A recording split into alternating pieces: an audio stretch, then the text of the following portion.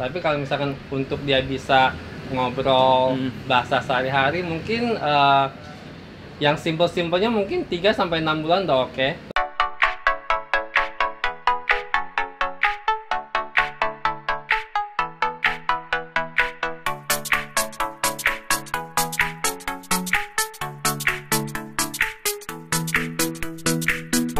Halo teman-teman, balik lagi di channel Little Birek Scientist. Bersama saya Yonatan, dan sekarang saya di sini di samping saya ada Lause Mandarin kami dari Birek Education. Halo Lause. Halo, 大家好，谢谢你们收看我们的视频。Terima kasih telah menyaksikan video kami. Nama saya Husnadi. Saya sebelumnya pernah merantau ke Amerika selama 16 tahun dan di sana saya tinggalnya di Chinatown. Jadi saya biasanya sehari-hari itu berbahasa Mandarin dan berbahasa Inggris karena dulu saya kerja di restoran. Jadi kalau ke belakang ke dapur itu ngomong sama orang-orang yang dari RC itu kita ngomong bahasa Mandarin, kalau ke depan itu ngomong sama customer berbahasa Inggris. Lause, katanya tuh di bahasa Mandarin itu ada 2 macam ya, Lause ya. Ada yang saya dengar tuh katanya yang tradisional, ada yang simplify ya. Boleh kasih tahu nggak teman-teman itu bedanya gimana? Ya, untuk lisannya itu sebenarnya hanya satu macam. Ya, karena untuk lisan kan bagaimana kita komunikasi sama orang dalam bahasa Mandarin itu hanya satu macam. Tapi untuk tulisannya, karakter Mandarinnya memang ada 2 macam. Ada 2 macam. Ya, yang satu simplified yang digunakan oleh RRC, RRC pakai itu, Malaysia, ya. Dan sedangkan yang tradisional itu hanya dipakai di Hong Kong dan Taiwan. Ya. Kalau berarti beda dong sama bahasa-bahasa yang daerah kayak dari Medan gitu.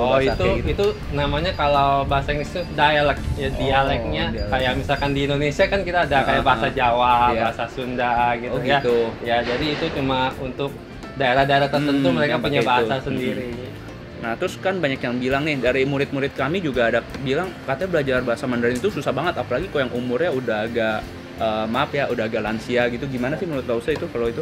Ya, sebenarnya belajar Mandarin itu karena kita itu selalu dibandingkan dengan belajar bahasa Inggris. Ya, jadi kesannya agak sulit.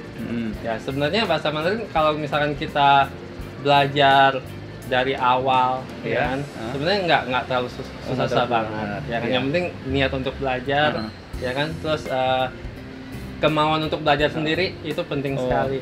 Nah, kalau orang yang benar-benar dari nol mau sampai bisa Mandarin gitu, ibaratnya bisanya itu sampai nulis, bisa ngomong untuk bahasa sehari-hari, itu butuh berapa lama sih biasa?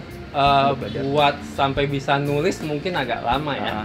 Tapi kalau misalkan untuk dia bisa ngobrol bahasa sehari-hari mungkin yang simpel-simpelnya mungkin 3 sampai 6 bulan udah oke. 3 sampai 6 bulan udah cukup ya? Tergantung waktunya, mungkin kalau misalnya dalam seminggu dia bisa belajar 2-3 jam gitu, mungkin 3 sampai 6 bulan sudah oke. Tapi untuk dia kalau mau sampai bisa ngobrol dengan lancar gitu mungkin butuh setahun lebih. Setahun lebih. Ya. Oke.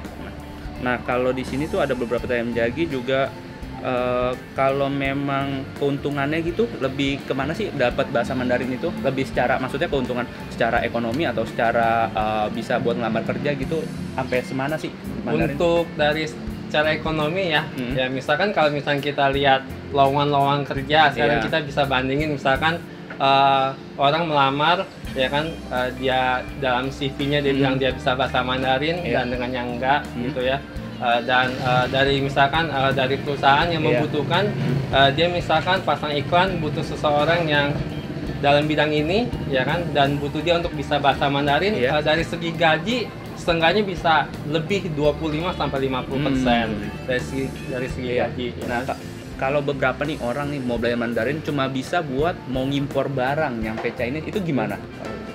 Maksudnya untuk impor barang? Maksudnya dia buat belajar bahasanya sendiri di sana gitu, cukup berapa lama gitu? Itu mungkin dia mesti bisa dasarnya dulu, sesudah itu nanti dia belajar khusus ke bidang itu.